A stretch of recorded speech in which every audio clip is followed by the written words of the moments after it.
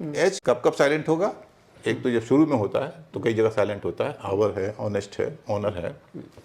जी के बाद साइलेंट होगा, आर के बाद साइलेंट होगा, टी के बाद भी साइलेंट होगा जब टॉमस और टेम्स जैसे शब्द होंगे, और डब्ल्यू के बाद साइलेंट होगा। आलिम सर की क्लास। एच की 3 भूमिकाएं होती हैं। अच्छा। एक तो उसका उच्चारण ह है, हम जानते हैं, तो वहाँ समस्या नहीं है। फॉर्स, होम, कोई दिक्कत नहीं है। लेकिन कहीं कहीं वो गायब हो जाता है। जैसे कोई बच्चा जो है माँ के पीछे छुप जाए, वैसे ही एच गायब हो जाता है। जैसे ऑनेस्ट, आवर, इसमें क्या है कि शुरू में एच है वो साइलेंट है। कुछ में है कि किसी और ध्वनि के साथ आता है तो साइलेंट हो जाता था। जैसे हमने एक बात की थी गोश्त के बारे में, हाँ। बहुत पहले, तो GHOST, गोश्त। अगास्ट, आर के बाद भी अगर एच हो तो एच का उच्चारण नहीं होता है। जैसे राइम, तुकबंदी करना।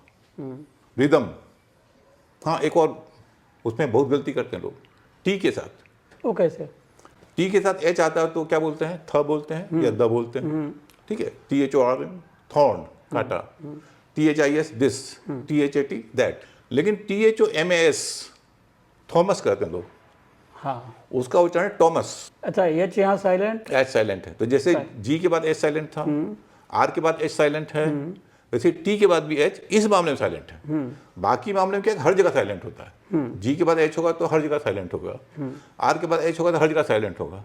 टी के साथ ऐसा नहीं है। कभी द उच्चारण होता है, कभी थ होता है, कभी साइलेंट हो जाता है। खासकर टेम्स के मामले में, जो नदी है, टेम्स, टॉमस, इसमें ट बोला जाता है। डब्ल्यू के बाद भी एच अगर होगा तो साइलेंट होगा। WHY, वाई नहीं है, वाई है।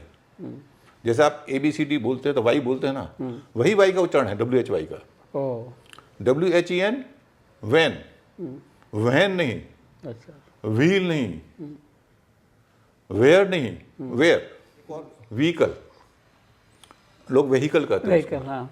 लेकिन VEHICLE, इसमें एच का उच्चारण नहीं होता है। व्हीकल, आप एच हटा दीजिए। तो ये दूसरी भूमिका है। तीसरी भूमिका कब है?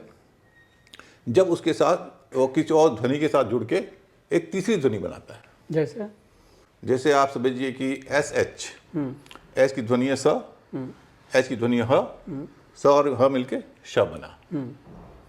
वैसे ही पी का उच्चारण प, एच के स, प और ह मिलके प बना। तो इस तरह की ध्वनियां हैं जहां पर दूसरी ध्वनियों को मिलके वो बनाते हैं, वो अलग एक ध्वनि बनाता है। अंग्रेजी शब्दों के उच्चारण के बारे में आपको और जानना हो तो पढ़ें आलिम सर की इंग्लिश क्लास। किताब के अलावा ये क्लासें वेबसाइट पर भी उपलब्ध है। विजिट करें alimsarkiclass.com।